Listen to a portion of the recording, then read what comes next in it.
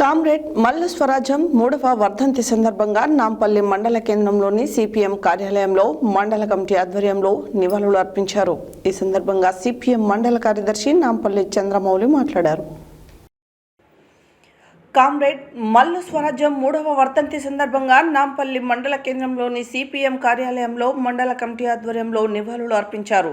ఈ సందర్భంగా సిపిఎం మండల కార్యదర్శి నాంపల్లి చంద్రమౌళి మాట్లాడుతూ సిపిఎం పార్టీ కేంద్ర కమిటీ సభ్యురాలుగా చిన్న వయసులోనే ఎర్ర జెండాను పట్టి సాయుధ పోరాటంలో భూమి కోసం, భుక్తి కోసం, వెట్టి చాకిరి విముక్తి కోసం రజాకారులను గడగడలాడించిన వీర వనిత మల్లు స్వరాజ్యమని గుర్తు చేసుకున్నారు.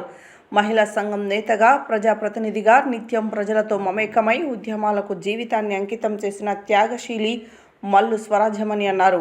ఈ కార్యక్రమంలో సిపిఎం మండల కార్యదర్శి నాంపల్లి చంద్రమౌళి, మండల కమిటీ సభ్యులు కొమ్ము లక్ష్మయ్య, నాంపల్లి రమణ, పగిళ్ల యాదయ్య, పెరుమండ్ల కృష్ణ, మరియమ్మ, రవితేజ, కల్పన, పూజ, పుష్ప తదితరులు పాల్గొన్నారు. ఈరోజు నాంపల్లి మండల కేంద్రంలో సిపిఎం ఆఫీస్లో ఈరోజు కామ్రేడ్ మల్లు స్వరాజ్యం గారి 3వ వర్ధంతి సభ నిర్వహించడం జరుగుతూ ఉంది. ముఖ్యంగా ఆమె త్యాగం చాలా గొప్పది.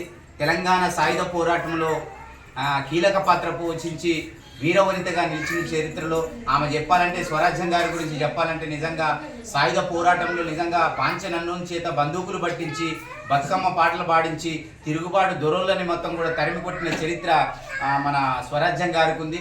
స్వరాజ్యంతో పాటు ఐలమ్మ గారు, ఇంకా వాళ్ళ భర్త కూడా మల్లు వెంకట నరసింహారెడ్డి గారు కూడా ఎంతో త్యాగం, సిపిఎం పార్టీలో, కమ్యూనిస్ట్ పార్టీలో కీలక పాత్ర పోషించి సిపిఎం కేంద్ర కమిటీ సభ్యులుగా ఈమె కూడా చేసి ఎమ్మెల్యేగా, ప్రజాప్రతినిధులుగా సేవలు అందించిన మల్లు స్వరాజ్యం గారిని స్మరించుకుంటూ ఆమె స్ఫూర్తి నేటి యువతి యువకులు తీసుకోవాలని CPM party Nampally committee demand చేస్తూ ఈరోజు సిపిఎం పార్టీగా ఆమె వర్ధంతి సభ నిర్వహించడం జరుగుతూ ఉంది. ఇక్కడికి వచ్చిన వాళ్ళందరికీ ధన్యవాదాలు తెలియజేస్తూ విప్లవ జోహార్.